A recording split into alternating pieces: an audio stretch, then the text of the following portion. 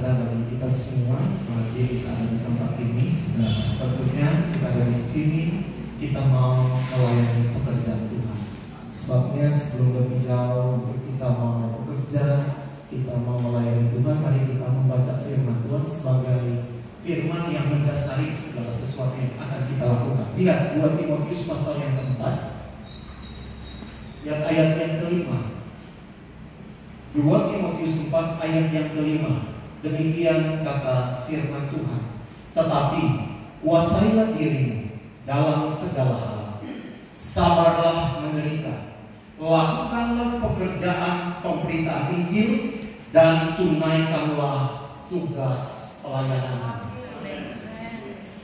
PPA atau Pusat Pengembangan Anak adalah salah satu wadah yang Tuhan pakai untuk memberitakan Injil.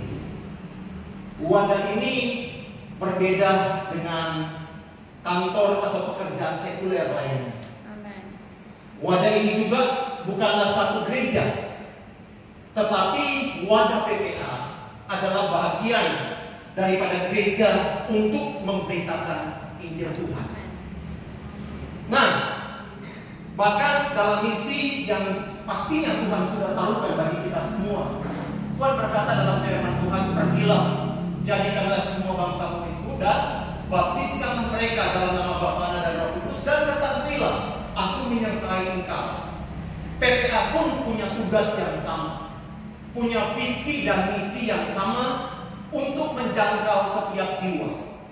Namun wadah PPA ini ditaruhkan Tuhan hanya khusus kepada mereka anak-anak yang terhilang, anak-anak yang tidak mampu dalam hal baik fisik atau mungkin juga dalam hal finansial mereka. Nah, saya masih ingat sekali dan kita tahu, mungkin Ibu Gembala juga, Bamba, para staf tahu persis wadah PPA ini atau boleh dikatakan Compassion International itu muncul pertama kali. Itu dari seorang penginjil yang melayani pas Tuhan tempatkan di Korea Selatan dan masa perang waktu itu, dan dia melihat setiap anak-anak korban perang. Seorang penginjil ini kemudian dia tertarik melayani dan Tuhan taruhkan ada belas kasihan yang besar dalamnya. Dari situlah cikal bakal Tuhan berbicara, dan atas dasar firman Tuhan yang Tuhan punya belas kasihan yang besar kepada orang sakit, kepada orang-orang yang terlantar, kepada anak-anak, kepada siapa saja. Bukankah Tuhan berkata dia datang hanya memberi hidup dan memberi kelimpahan. Maka hatinya terbakar. Maka 68 tahun yang lalu, jadi 68 tahun Compassion International ada di dunia ini. Jadi kalau Tuhan sudah tempatkan ini tidak main-main. Tadi kembali saya katakan, ini bukanlah kantor, ini bukanlah pekerjaan biasa. Ini pelayanan ini bukanlah bisnis untuk mencari uang, tapi murni untuk memenangkan setiap orang.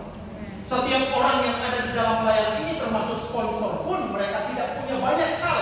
Yang mereka punya hanyalah doa, kalaupun ada berkat dana mereka salurkan, supaya setiap anak-anak itu dimenangkan dari kemiskinan jasmani, dari kemiskinan rohani, dari ketiadaan sekolah, dan banyak hal yang mengikat kehidupan mereka.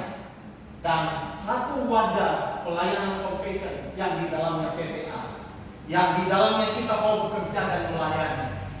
Mari kita melakukan dengan rasa cinta seperti Yesus mengasihi setiap orang. Amen. Ayat di sini jelas berkata bahwa 2 Timotius 4 ayat yang kelima, yang harus kita ingat, kita ini dipanggil, orang semua ini dipanggil Tuhan.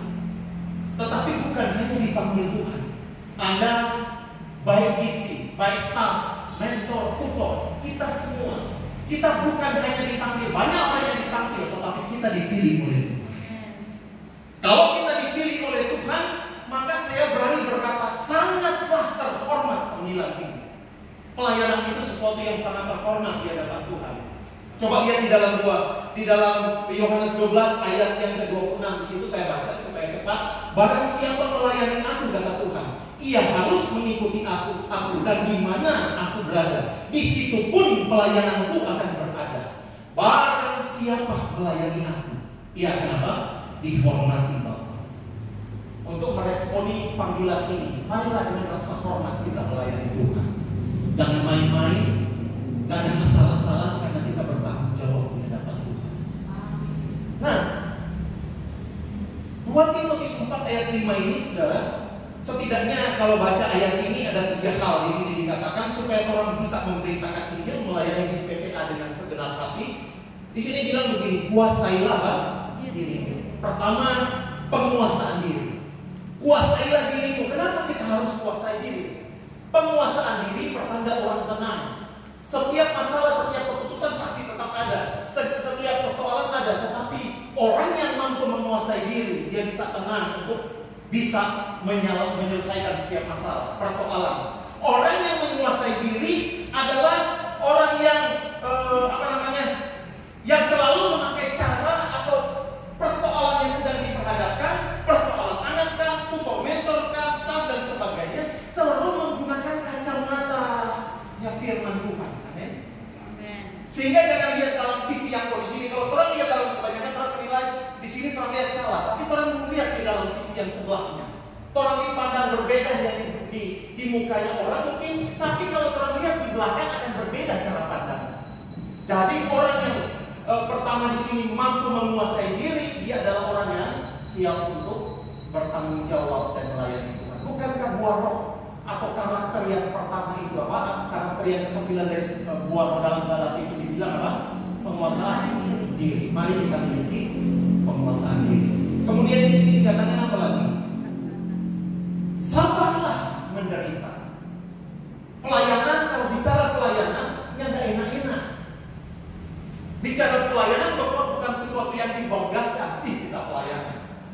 Pelayanan ini adalah bagaimana orang bukan melayani, bukan ingin dilayani, tapi orang melayani. Sabarlah menderita. Mungkin banyak dari orang, apalagi hari-hari ini kalau orang kunjungan dong, kadang-kadang orang tuh anak bikin kerjaan, kita kadang-kadang betul butuh anak mesti mandi. Kadang-kadang soal DP mama, tapi DP mama juga terima. Coba cerita dengan DP mama, mesti tunggu anak mandi, selesai mandi. Belum lagi soal DP papa lari. Padahal cuma kita mau kasih bantuan. Belum lagi diperhadapkan di waktu sementara pergi ke satu keluarga, sementara bakal lain untuk suami istri. Kadang-kadang kan jengkel kita ini, tapi itulah hal orang menderita. Tahu enggak? Belum lagi orang sesama staff, jangan orang waktu itu biasa gitu. Kadang-kadang proses itu harus ada. Pelayanan tanpa proses dipertanyakan. Rumah tangga yang hebat dan kuat bukan berarti aman-aman di dalamnya, betul Ibu Gembala. Tetapi kadang-kadang selalu ada bentrokan, selalu ada perselisihan di dalamnya.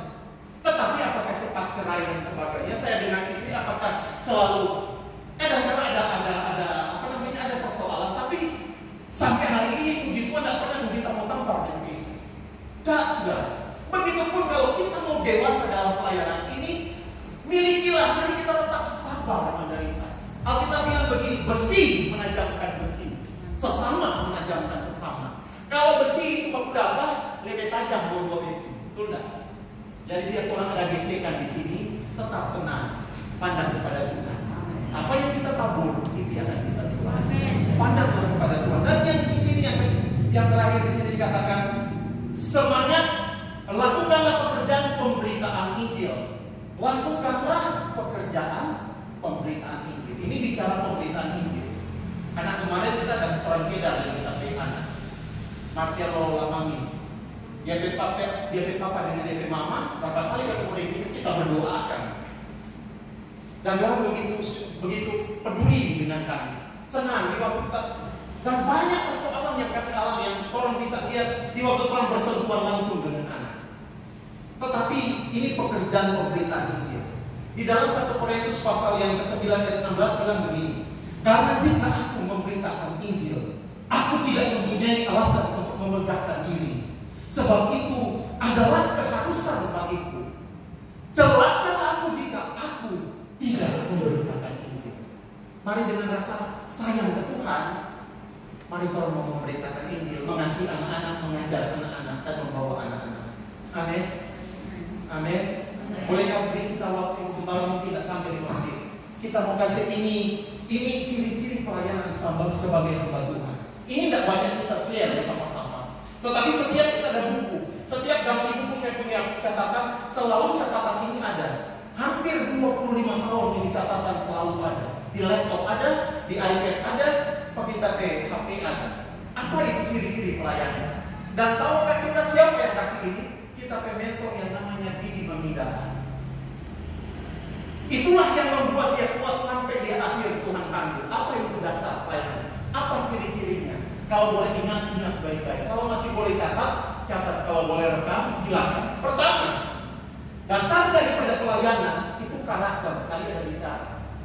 Karakter inilah dasar daripada pelayanan kita. Tidak kelihatan, tetapi inilah yang menjadi penentu dalam pelayanan kita.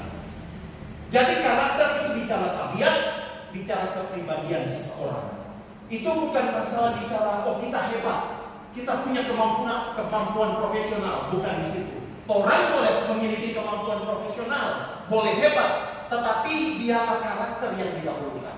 Yang kedua, sifat dari pelayanan. Kira-kira sampai sifat apa dalam pelayanan? Sifat dari pelayanan adalah, tadi saya sempat singgung, melayani bukan untuk dilayani. Amin. Jadi kalau orang melayani, ayam disuruh-suruh. Melayani bukan untuk apa? Dilayani. Ketiga, motivasi dari pelayanan. Coba bercermin, tanya di jiwa kita ini, di PPA kita ini, ada motivasi kita apa? Apakah karena kita cinta anak-anak? Karena pelayanan atau yang lainnya? Motivasi pelayanan bukan segala sesuatu yang kita punyai, tetapi didasari dengan kasih. Motivasi dari pelayanan adalah kasih, bukan uang. Amin. Bukan uang, bukan kekuasaan. Kalau kita mau bicara pelayanan, terlalu banyak kita menikmati sampai hari-hari ini pun. Tuhan Yesus terima kasih, orang dari Amerika kirim kita berkat. Cuma lihat kita pelayanan di FB, minta rekening, kirim uang ke kita. Karena motivasi, jujur saya mau berkata, dalam pelayanan tidak ada dalam motivasi saya mau mencari uang. Tapi sejauh ini sampai hari ini kita diberkati Tuhan. Jadi motivasi kita apa? Kasih bukan uang, tapi berdasarkan kasih. Bukan kekuasaan jabatan yang kita miliki untuk orang melayani. Oh kita lebih hebat, kita mentor, apa waktu tutor. Tapi lewat kasih. Sayangi rekanmu, sayangi temanmu, rekan anak-anak kelas kita saling menghargai. Yang selanjutnya yang berapa kan? 4. Ukuran dari pelayanan apa kira-kira? Mau nih kalau orang sama ukurannya apa? Apa ukurannya untuk kita pelayanan? Itu bicara pengorbanan. Amin. Jadi bukan berdasarkan kesuksesan, oh supaya sukses pelayanan kita, tapi berdasarkan pengorbanan. Ketaatan itu akan mendatangkan berkat. Pengorbanan setiap kita. Yang kelima, otoritas dari pelayanan. Kira-kira otoritas pelayanan kita apa? Ketaatan. Ketaatan bukan karena kepangkatan. Yang ketujuh, 6 kan? Berarti memperhatikan. Tujuan daripada pelayanan adalah kemuliaan nama Tuhan. Bukan diri sendiri, organisasi kita, atau apa saja. Baru yang ketujuh, kira-kira alat apa yang orang pakai dalam pelayanan? Pensil kan? Laptop atau apa itu hanya pelengkap. Alat yang paling tepat adalah firman dan doa. Itu yang kita bawa. Dan yang ke-8 cuma sampai 10, hasil daripada pelayanan adalah pertumbuhan. Yang penting adalah kualitas daripada kuantitas. Ibu Balas selalu bilang begini, yang penting berapa yang dipanggil, yang mau jadi 3, 5 lebih baik itu daripada semua. Karena banyak yang dipanggil, yang mau jadi pun memang cuma sedikit. Tapi berbahagialah setiap orang berusaha kalau semua anak boleh menjadi orang yang sukses dan diberkati dan dipulihkan dan kehidupan mereka boleh meningkat dalam ekonomi dan apapun yang mereka alami. Dan yang keberapa ini? 9. Kuasa daripada pelayanan. Apa kekuatan atau kuasa? Atau boleh dikatakan otoritas daripada pelayanan adalah Roh Kudus. Dia yang akan menolong, dia yang akan memimpin setiap kita. Dan yang terakhir, modal dari pelayanan kita bukan karena suatu badan atau sponsor yang hebat atau seseorang tetapi modal kita karena Yesus Kristus Tuhan. Ayat terakhir saudara berkata, apabila Ia yang membuka pintu, tidak ada seorang pun yang menutupnya. Apabila Ia menutupnya, tidak ada seorang pun yang dapat membukanya. Kalau pelayanan PPA ini ada sampai hari ini, semua ada di tangan Tuhan. Dia yang membukanya, tidak ada orang yang berani mau tutup. Kalaupun Dia tutup, tidak ada berani manusia manapun yang dapat membuka. Kemuliaan hanya bagi Tuhan Yesus. Amin. Selanjutnya kami serahkan ke Ibu Kepala.